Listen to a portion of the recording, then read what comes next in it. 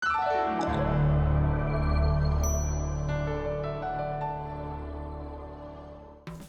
guys, kali ini kita mau bersihin AC dengan alat-alat sederhana seperti spray and obeng ya guys, tangga juga kalau ada dan kalau sampai. Jadi ini AC sudah kotor sekali. Kita sudah telepon untuk servis AC, tapi belum datang-datang orangnya. Kita coba bongkar sendiri aja. Ini kotornya udah melebihi batas ambang deh. AC-nya juga tarsok-tarsok. Jadi kita bongkar aja. Ini ada 4 baut. Kita buka dulu semuanya ya untuk buka covernya.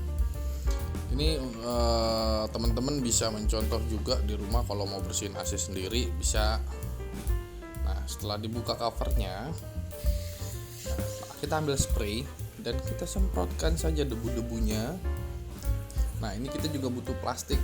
Kita dialaskan di belakangnya ya guys, biar nggak kena tembok.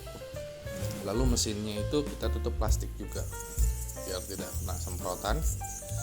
Lalu kita bersihkan AC-nya sampai benar-benar bersih menggunakan alat seadanya aja. Iya, kalau kita sudah pastikan bersih dan saluran pembuangannya juga bersih, lalu kita bisa pasangkan kembali nanti guys. Nah, seperti ini. Nah, ini sudah bersih untuk saluran pembuangannya juga. Kita pasangkan kembali covernya. Pasti teman-teman bisa lah untuk membuka cover. Ini hanya ada 4 baut. Nah, ini kita pasang, kita kencangkan lagi. Nah, ini sudah bersih. Kita pasangkan juga untuk filternya guys. Setelah kita cuci ya, kita pasang lagi filternya, lalu kita tutup. Dan setelah itu kita semprotkan juga untuk outdoornya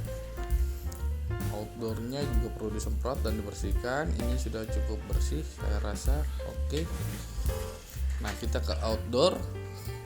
Kita semprotkan sama seperti indoor guys.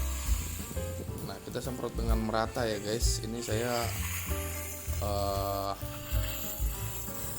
sedikit saja mencontohkannya seperti itu karena ini sudah saya semprot sebelumnya. Oke. Sampai rata ya guys.